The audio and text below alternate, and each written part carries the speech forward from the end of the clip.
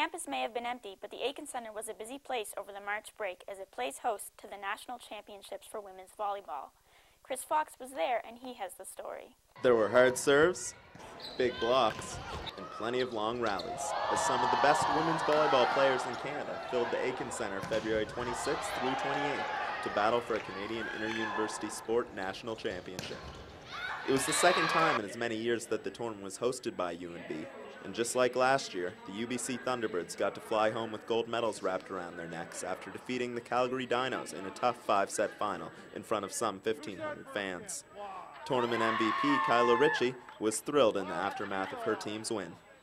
No one really tried to look ahead, of course, like everyone takes it game by game. I'm sure that's exactly what Calgary was doing as well. But yeah, we just took it point by point, set by set, and just like really pushed each other. This year's event, which saw a total of 11 matches contested on the Aiken Center floor, was UNB's final chance to play host. Next year, Nationals will move to the University of Alberta, and after that, it'll be off to Quebec City for a 2-year run at Laval. Athletic Director Kevin Dickey said he was pleased with the way the event went well in Fredericton. Well, the caliber of play, you know what you can count on. I mean, it's a national championship, and you know these young people are just exceptional.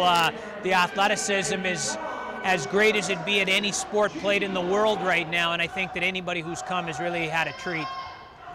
As for attendance, Dickey was pleased with the numbers. 1,500 turned out to the final, and 1,000 fans turned out to the semifinals and quarterfinals. You know, as far as the crowd goes, it's you know, you've got a group of, it doesn't matter what the sport is, you've got X number of people that you know that you can count on to attend that sport.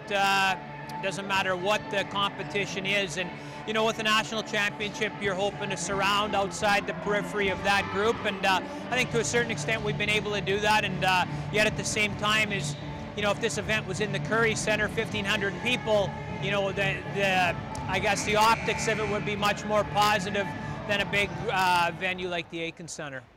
UNB is done with the 24/7 nature of hosting a national championship for now, but they won't have long to breathe. The Men's Hockey Nationals come here in 2010 for a 2-year run. For Stu Journalism, I'm Chris Fox.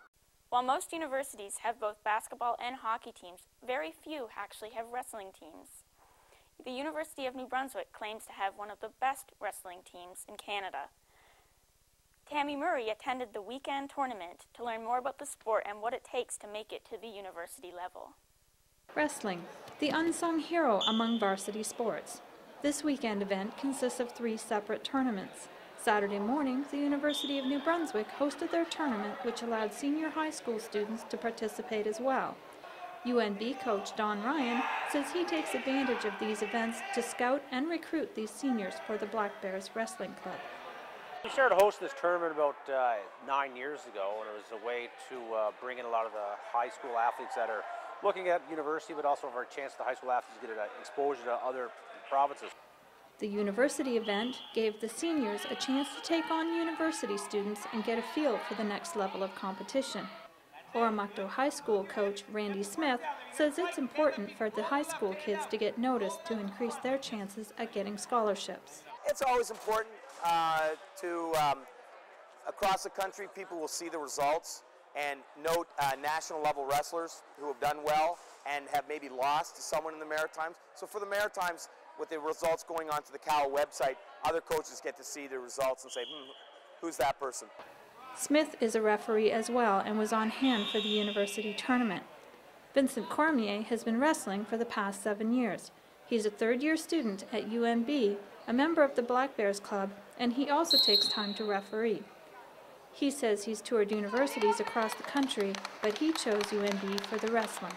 They had a great program here over the years, many medals, many good wrestlers, and so I find there was good partners here, coaches are good, so I decided that was the best option for me. This weekend, students from grades 9 to 12 from across the Maritimes will compete in their weight class for the title of Eastern Champion. Winners will take home some hardware and get the opportunity to move on to the Nationals. This is the level the kids need to be at to get the scouts' attention. Ryan takes the opportunity to show the kids around the university while they're here. We try and start that, you know, grade 9, 10, hey, you can go to university. A lot of kids don't even think they want to go to university. We try and encourage them if you want to go to school. You know, UNB is going to be hopefully your first opportunity. For high school kids, athletics can be their ticket to university. While wrestling doesn't offer the big dollars that a sport like hockey does, every little bit helps. Cormier says scholarships and athletic awards have made a big difference for him. Coming from a low-income family, it was really important here to get scholarships, so that's one of the reasons why I'm in university, where wrestling brought me here. Even at the high school level, wrestling is a demanding sport. The kids practice several times a week, juggling their studies, part-time jobs, and a social life with their sport. Coaches and parents are an important part of their support team. Cormier says it's a challenge to balance wrestling with university, but he says it's worth it. I see kids wrestling and they don't realize the opportunity they have with this sport. It's the work you put into it comes back to you. So if these kids realize the options that they have and the opportunities, if they really work hard at it, they could get a great education, could get their education almost paid. So this sport is opening everybody's doors. It's just who wants to go and do it, right? So hard work will bring them far in this sport. Smith says as their coach, he's the best opportunity for his athletes to get the scholarships that are available. To make other coaches aware that they're here. I mean, it's a large country, Simon Fraser to Dalhousie. So, you know, the most important is for me to work with the student on what goals that they have, and then make sure other universities are aware of those goals and where they want to go with it. Coach Ryan spends much of Sunday watching the various matches. He juggles family time with coaching and scouting duties.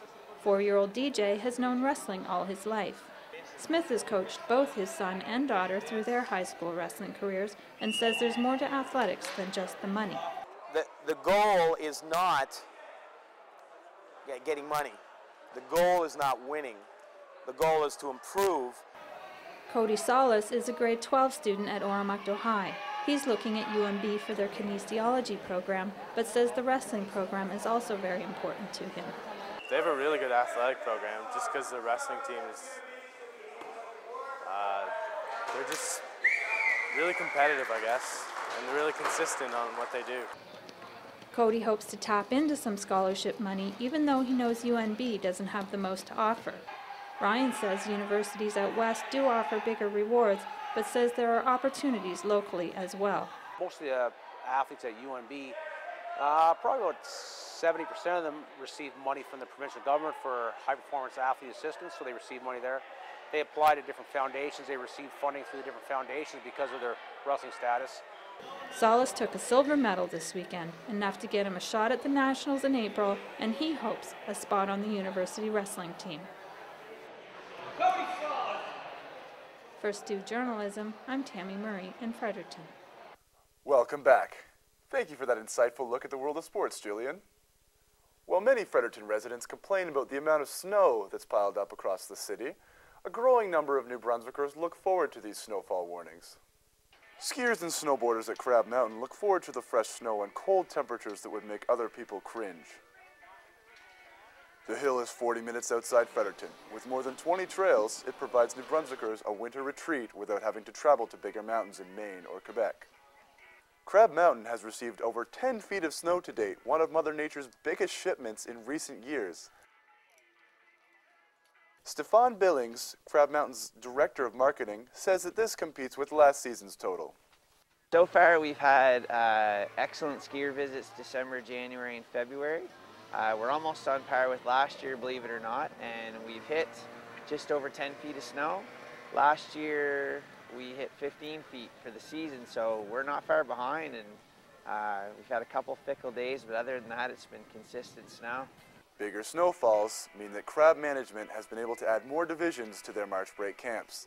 When conditions are this good, it's easy to attract people to the mountain and harder to turn them away.